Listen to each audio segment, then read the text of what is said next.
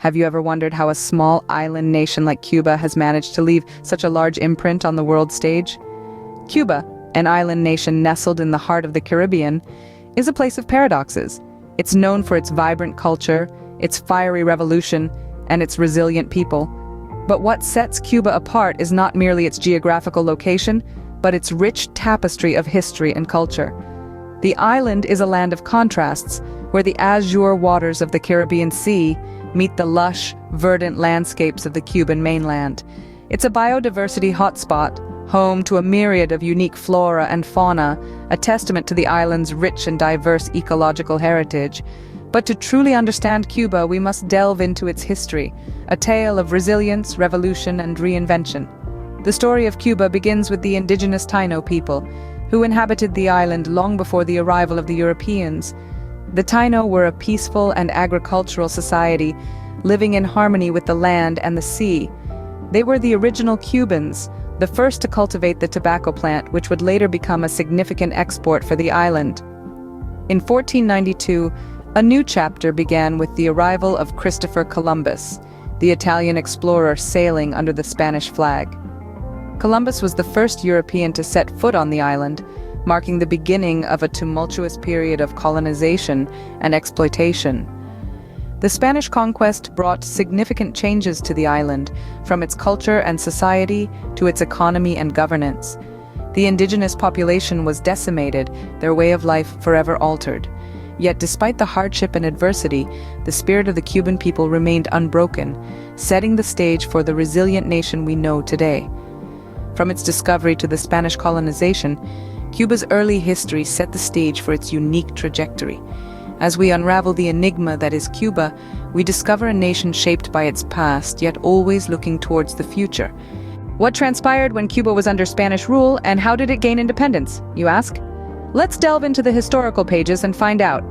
In the early 16th century, Spain seized Cuba, transforming it into a hub for its New World operations. As the Spanish Empire expanded, Cuba thrived, but at a terrible cost. The native Taino population was decimated by disease and forced labor, leading to a grim solution: the introduction of African slaves to sustain the burgeoning sugar industry. Sugar was king in Cuba. The sweet crop brought vast wealth to the Spanish colonists and transformed Cuba into one of the world's leading sugar exporters. Yet, beneath the sweet success, a bitter reality persisted. The African slaves, forced to toil in harsh conditions, were the backbone of this industry. Their suffering is a dark chapter in Cuba's history, a reminder of the price of prosperity. As the centuries rolled on, the winds of change began to stir. Inspired by revolutions elsewhere, a spark of rebellion ignited in the hearts of the Cuban people. The late 19th century saw the beginning of the Cuban War of Independence, a bloody conflict that pitted the Cubans against their Spanish rulers. The fight was fierce, the cost high, but the Cubans were relentless in their pursuit of freedom. Yet Cuba's struggle did not go unnoticed. The United States, watching from the sidelines, saw an opportunity. They intervened under the guise of supporting Cuban independence, but with an ulterior motive: to establish their own influence over the island. This intervention culminated in the Spanish-American War of 1898. The result: Spanish surrender and the dawn of a new era for Cuba. However, with the US pulling the strings, was Cuba truly independent? That's a question for another time. Cuba's fight for independence was just the beginning of its turbulent journey. And as we'll see in the next chapter, the turbulence was far from over. Stay tuned. How did Fidel Castro come to power in Cuba? And what changes did he bring about? This question takes us back to the late 1950s, a time when a young, charismatic leader named Fidel Castro led an audacious revolution against the Batista regime. The Cuban Revolution, starting in 1953 and culminating in 1959, was a period of intense struggle and change. The revolution was not just about overthrowing a dictator, but about reshaping Cuba's future. At the heart of this revolution was Fidel Castro, a lawyer and political activist who emerged as a beacon of hope for many Cubans. Castro's rise to power was marked by his fiery speeches and promises of a better future. He succeeded in rallying the masses, promising them freedom, equality, and justice. And when he took power in 1959, he began to put his words into action.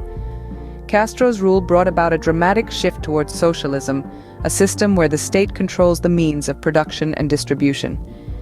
Under this system, Castro implemented several key policies that would define his rule and shape Cuba's future. Education became a cornerstone of Castro's socialist Cuba. He launched a nationwide literacy campaign aiming to eradicate illiteracy.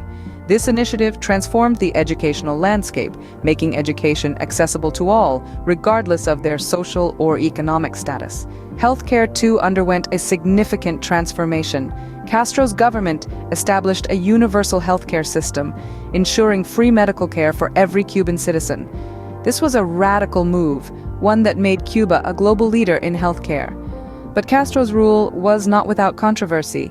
His policies were often met with resistance, both domestically and internationally. Yet, despite the challenges, Castro's influence on Cuba was undeniable. His rule marked a significant turning point in the country's history, shaping its identity and determining its path. Castro's rule marked a significant turning point in Cuba's history, with impacts still felt today. His legacy lives on, a testament to the power of a single individual to shape a nation's destiny. What happened to Cuba after Castro's reign ended?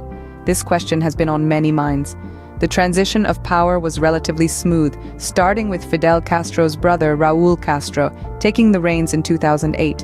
Raúl's reign was marked by gradual economic reforms and a slight loosening of restrictions on private businesses, but the state still controlled the majority of the economy. In 2018, a new era dawned as Cuba saw its first non-Castro president in almost 6 decades. Miguel Díaz-Canel, a longtime party loyalist, stepped in. But even under Díaz-Canel, the essence of Castro's socialist model remained largely intact. The government continued to dominate key sectors of the economy, including healthcare, education, and most industries. However, the winds of change have been blowing. The government has been slowly allowing more private sector activity. From barbers to restaurateurs, Cubans have been given a taste of entrepreneurship, but it's not without its challenges.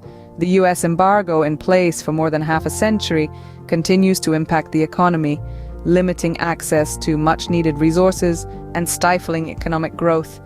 Despite these changes, Cuba's economy is still grappling with significant issues. These include outdated infrastructure, lack of access to the internet, and a dual currency system which complicates economic activities. The government, recognizing these challenges, has been working towards modernizing the economy, but the pace of change has been slow. In the face of these economic challenges, Cuba's commitment to social welfare remains strong. The country boasts one of the highest literacy rates in the world and an effective healthcare system. Despite limited resources, Cuba's education and healthcare sectors are examples of the enduring legacy of the Castro era. So, what does the future hold for Cuba? It's hard to say, but one thing is clear. The spirit of resilience is strong. Despite numerous challenges, Cuba continues to navigate its own path in the post-Castro era. What makes Cuban culture unique, and what role does religion play in Cuban society? Cuba, an island nation with a diverse cultural heritage, draws from its indigenous, African, and Spanish roots to create a vibrant tapestry that's distinctly Cuban.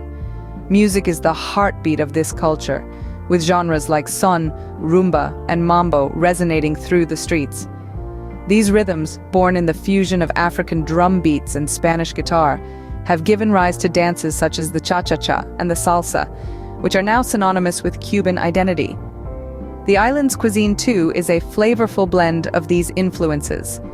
A typical Cuban meal might consist of moros y cristianos, a delicious combination of black beans and rice, accompanied by roast pork, plantains, and yuca with garlic sauce, a feast that tantalizes the taste buds while telling a story of Cuba's multicultural past. Now let's delve into the realm of Cuban religion, a sphere as diverse as the island's culture.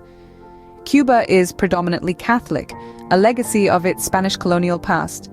However, many Cubans also practice Santeria, an Afro-Cuban religion that merges elements of West African Yoruba beliefs with Catholicism. Santeria, with its vibrant rituals and pantheon of orishas or deities, is more than a religion.